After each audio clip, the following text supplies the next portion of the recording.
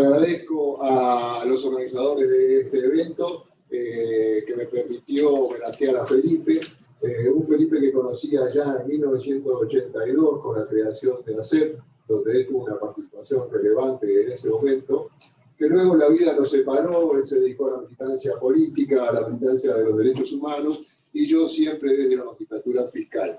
Pero en el 2018 nos reencontramos, él en el grupo por verdad, Trabajo y Justicia, y yo precisamente en la Fiscalía Especializada de Crímenes de Lesa Humanidad.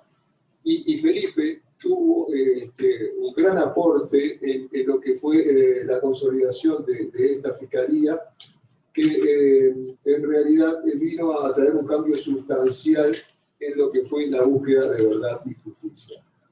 Y es importante recordar a Felipe en estos momentos y por el trabajo que viene haciendo la Fiscalía Especializada, más allá de los soportes, soportes del órgano, porque a partir de esta hubo un cambio sustancial en lo que es la persecución de los crímenes de lesa humanidad. ¿Y por qué digo que un cambio sustancial a partir del 2018? ¿Por qué? Porque hasta ese momento existían unos 15 o 20 fiscales que seguían estas causas. 15 o 20 fiscales que tenían una forma de investigación, distintas posiciones jurídicas, que veían solo sus causas y no entendían la globalidad del problema, que a su vez tenían que dedicarse a todos otros delitos, violaciones, homicidios, etcétera, y que por ende no le podían dedicar el tiempo y la especialización en la materia. Y menos aún dedicarse a todo lo que es la jurisprudencia, que es lo que vamos a hablar a continuación. Entonces, a partir de 2018, con la creación de esta nueva institucionalidad de la Fiscalía Especializada, ¿qué ha pasado? Lo que ha sucedido, y ese es el cambio radical, es que hoy tenemos un único criterio investigativo con distintos protocolos de actuación, un único criterio jurídico frente a grandes problemas que se presentan a diario, un conocimiento de la globalidad de lo que fue la lógica represiva en el pasado reciente, una verdadera especialización en la materia, más allá de si somos o no expertos, que eso es un tema muy distinto, y también un conocimiento acabado de lo que es la jurisprudencia en el país en estos momentos. Y ahí es donde vamos a ingresar en el punto, motivo del título, del módulo que nos toca trabajar, que es precisamente la jurisprudencia en materia de crímenes de lesa humanidad. Bueno, sobre el punto, me parece que lo relevante a discutir es el tema de la prescripción o no prescripción de los crímenes de lesa humanidad, que eso es lo que nos permite hoy y nos va a permitir mañana seguir con las investigaciones y seguir en la búsqueda de verdad y justicia, que esa es la propuesta fundamental de la Fiscalía Especializada. Bueno, en este punto central sobre la prescripción o no de crímenes de lesa humanidad, tenemos algo muy importante para señalar, que hoy todos los tribunales del país sostienen en la actualidad que los crímenes no han prescrito y por ende se permite la continuación de las investigaciones. La única excepción que está planteada en el juzgado de letrado de Maldonado, de 10º turno, que ha dispuesto unos días atrás la prescripción de un delito muy grave acaecido en Maldonado, pero esa resolución fue recurrida por la Fiscalía y hoy se encuentra en el Tribunal de Apelaciones de 2º turno a resolución y es muy seguro que sea revocada.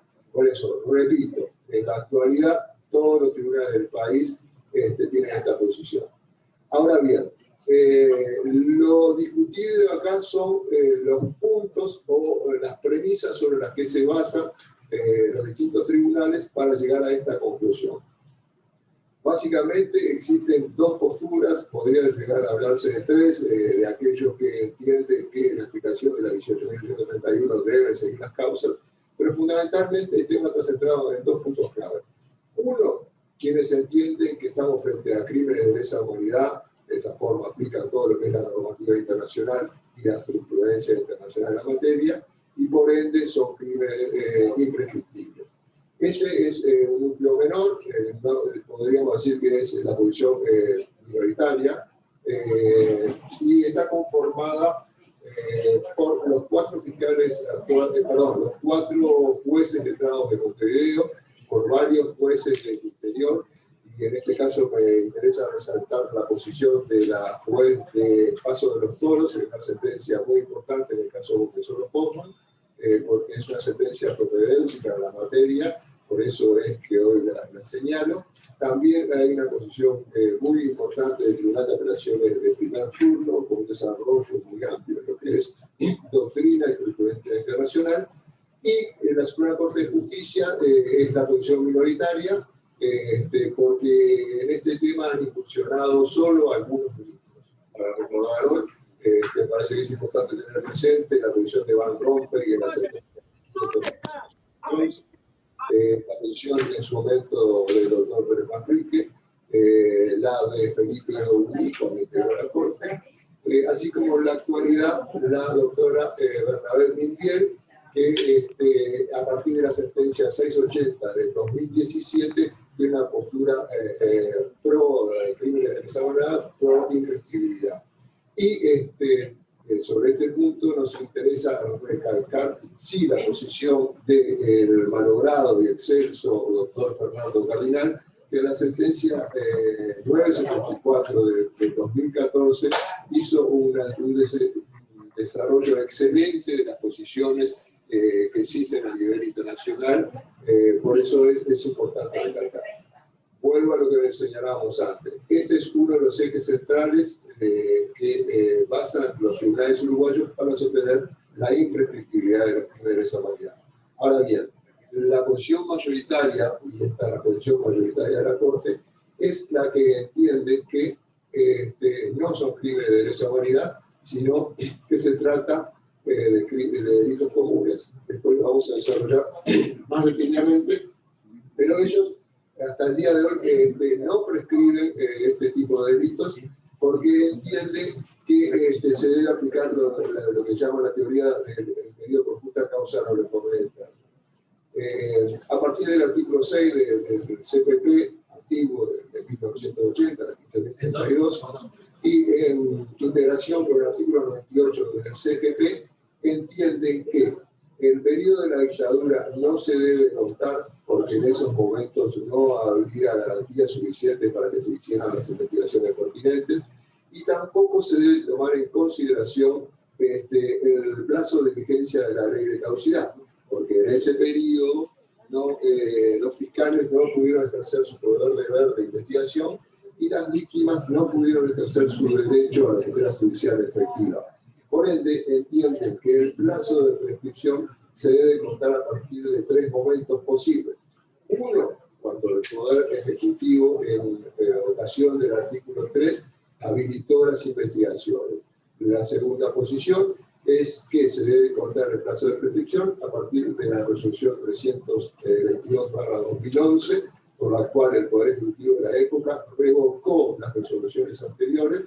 Y finalmente, la tercera posición es que señala que se debe contar el plazo de prescripción a partir de la vigencia de la ley 18.331, que como todos saben es la que restableció la pretensión punitiva del Estado. Bueno, esta es la posición mayoritaria. Esto nos enfrenta a un problema en el 2021, cuando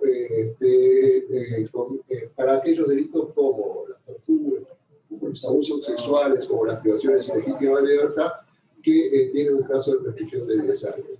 La Fiscalía ya está pensando sus posiciones alternativas y en su momento dará la discusión jurídica que haya que dar.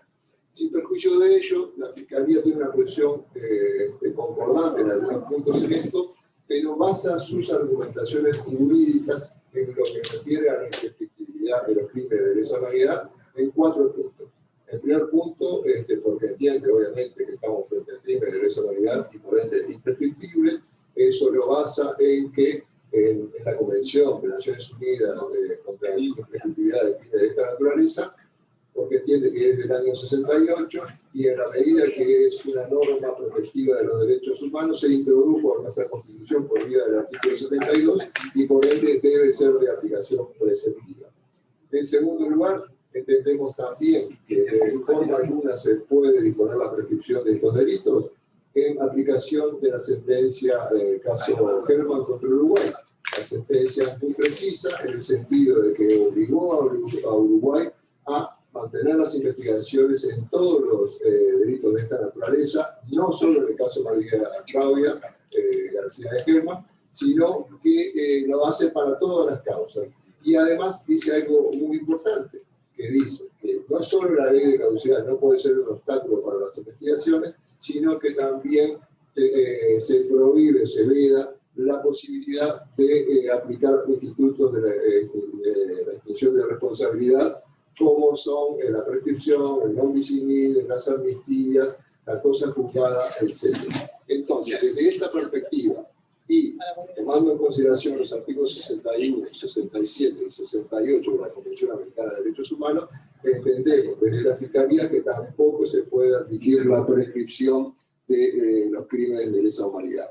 Como tercera posición, entendemos que tampoco se puede acceder a estas prescripciones a partir del derecho a la tutela judicial efectiva que le asiste a las víctimas. Como todos sabemos,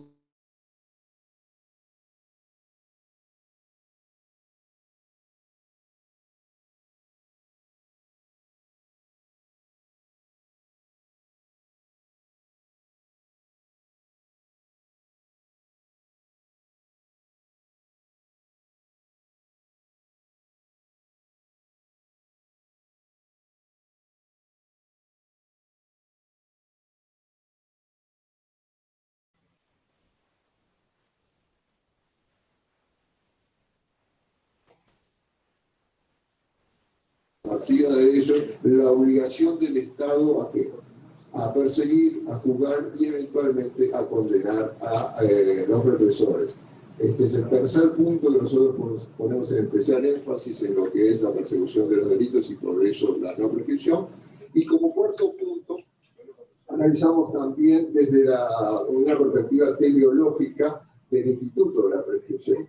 ¿Por qué? Porque el Instituto de la Prescripción, desde la teoría de la pena de la prevención general, la doctrina nacional y fundamentalmente nuestro codificador, Violeta Goyena, ha sostenido que el Instituto se basa en dos premisas básicas, en el olvido y en la imposibilidad de prueba con el pasaje del tiempo.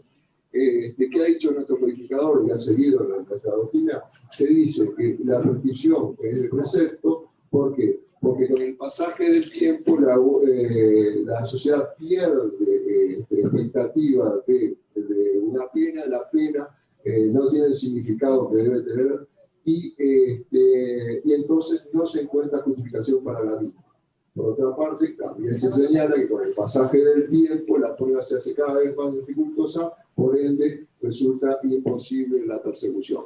Ahora bien, si nosotros analizamos lo que pasa hoy en el presente, en lo que refiere al olvido, lejos del olvido, me parece que los 20 de mayo nos muestran a todos una muestra de todo lo contrario, de que el tema es evidenciado por la sociedad, hay un reclamo permanente por verdad y justicia, y por ende, incluso desde lo teleológico también cae la premisa fundamental del tema de la prescripción, y ni que hablar del tema de la prueba. ¿Por qué? Porque aunque haya pasado el tiempo, hoy las víctimas, cada vez que se presentan a dar testimonio, ellos dan un testimonio fehaciente de lo que les pasó, y es más, con el pasaje del tiempo pueden recomponer un conjunto de datos que no tenían en su momento y que fueron elaborando más allá del pasaje del tiempo. Y a esto se debe anejar a su vez el tema de los documentos. Hoy tenemos un conjunto de archivos a disposición de la Fiscalía que nos permiten avanzar en lo que es la búsqueda de la verdad y la justicia, que es lo que trata esta Fiscalía. Ahora bien, esta es la posición de la Fiscalía, pero ella no es compartida por la Suprema Corte de Justicia en algunos puntos. Lo que tenemos que tener presente es que la Corte se ha expedido en dos oportunidades en todos estos temas. En lo que refiere a la prescripción, como he señalado con anterioridad, la mayoría de la Corte aplica la teoría del impedido por todo tiempo, no le corre el plazo, y eso lo hizo en ocasión, últimamente, en el caso de María Claudia García de Herman. Pero a su vez la Corte también se ha expedido en estos temas en ocasión de resolver las excepciones de inconstitucionalidad de la ley 18.831. Una ley que es un poco confusa, una ley que quizás fue innecesaria su aprobación, pero que es discutible su constitucionalidad. Nosotros de la Fiscalía sostenemos que sí, que la ley es inconstitucional, o que es posible entender que es constitucional, porque lo que hace es estar en línea con todo lo que es la normativa internacional, y por ende no se puede declarar tal.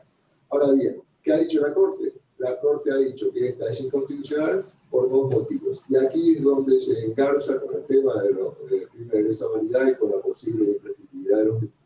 ¿Qué dijo la Corte? Ella dijo tres cosas. La sentencia 20/2013 y después lo ratificó en la 680/2017, que son las dos sentencias importantes en la materia. Ella señaló que no podemos estar hablando de crímenes de lesa humanidad porque se remite a dos sentencias anteriores de la Corte, que es la 887/2011 y la 1501, también del 2011. Tampoco se debe hablar de que estamos frente a crímenes de lesa humanidad, porque al entender de la misma, estos fueron creados a partir de que Uruguay aprobó la Convención de Naciones Unidas sobre Imprescriptibilidad a través de la ley 17.347. A su vez que estos también están establecidos en la ley 17.510, que aprueba el Estatuto de Roma, y a su vez a partir de la 18.026, que ayorna nuestra normativa con el Estatuto de Roma. Entonces dice la Corte que en la medida que estos fueron creados en esa instancia, en el periodo de la dictadura no existían estas leyes y por ende los delitos que cometieron en ese periodo no pueden ser caracterizados como de lesa humanidad. Y finalmente, en relación con el punto anterior, entienden que de aplicar la imprescriptibilidad de estos delitos estaríamos frente a una violación del principio de legalidad y su correlato de ley penal. Esta es la posición de la Corte, como dije antes, la sostuvo en la 20 de 2013 y en la 680 del 2017, pero desde la Fiscalía esta posición nosotros la hemos refutado en ocasión de resolver las excepciones de constitucionalidad de la ley 18.881, pero fundamentalmente en los recursos de casación que interpusimos en los casos de Vladimir Roslik y en los casos de Gonzalo Hoffman, que vamos a cerrar al final con este tema. ¿Qué decimos desde la Fiscalía?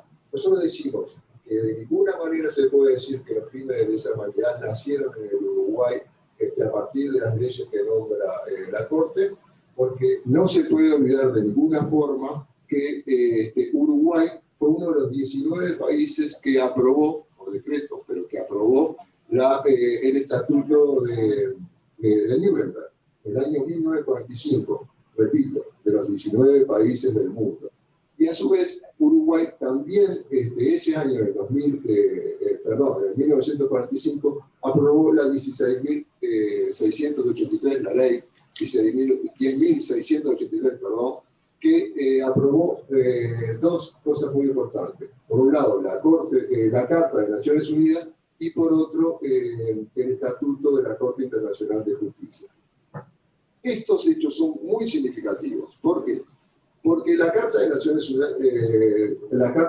Unidas, por un lado, ¿qué establece? Establece uno de sus paradigmas de la búsqueda de la paz, y el otro de sus grandes paradigmas es la protección de los derechos humanos. Y a partir de esta norma se establece una obligación de los Estados en la protección internacional de los derechos humanos. Como correlato de esta aprobación de la Carta Internacional, la Asamblea General de Naciones Unidas dispuso un conjunto importante de normas sobre derechos humanos, pero particularmente en lo que refiere a crímenes de guerra y crímenes de lesa humanidad. Por citar algunas, la 2883, las 2583, perdón, la 2838, la 2583, la 95 que aprueba el Estatuto de Nuremberg, la 2840, la 30, bueno, se me mezclan algunas, entre ellas la 2391 y finalmente la 3074, donde se establecen un conjunto importante de principios internacionales en la materia, como son que los delitos de lesa humanidad tienen que ser perseguidos en cualquier momento y en cualquier lugar que se hayan cometidos, y fundamentalmente entienden esos principios de esas resoluciones que este tipo de persecución son una garantía de no repetición y son una especie de protección de los derechos humanos. Por eso todos los estados se deben obligar a cooperar en la persecución de estos delitos, y por ende nosotros decimos, y apoyados en la 2391, que es la que aprueba la Convención sobre la imprescriptibilidad de los crímenes de lesa humanidad, que los crímenes de lesa humanidad no solo ya estaban estatuidos a nivel internacional, sino que Uruguay, como parte integrante de Naciones Unidas, estaba obligado a su persecución. Por eso, de ninguna manera se puede decir hoy que estos fueron creados por las leyes que citamos anteriormente. Bueno, para concluir, que me están cerrando, tampoco podemos hablar de que se viola el principio de legalidad. ¿Por qué? Porque, como dije antes, la Convención de Naciones Unidas ingresó a nuestra Constitución por vía del artículo 72, porque además el Pacto Internacional de Derechos Civiles y Políticos, en su artículo 15, habilita el derecho internacional para discutir el tema del principio de legalidad, y por ende, de forma alguna se puede entender que se haya violado el principio de legalidad. Estos dos temas, como dije antes, van a estar a resolución de la Corte en el caso Roblí y en el caso de Gonzalo Hoffman, y estaremos a lo que ella resuelva, porque nosotros no solo entendemos y creemos en la Suprema Corte de Justicia, sino que vamos a respetar sus fallos. Muy bien, muchísimas gracias.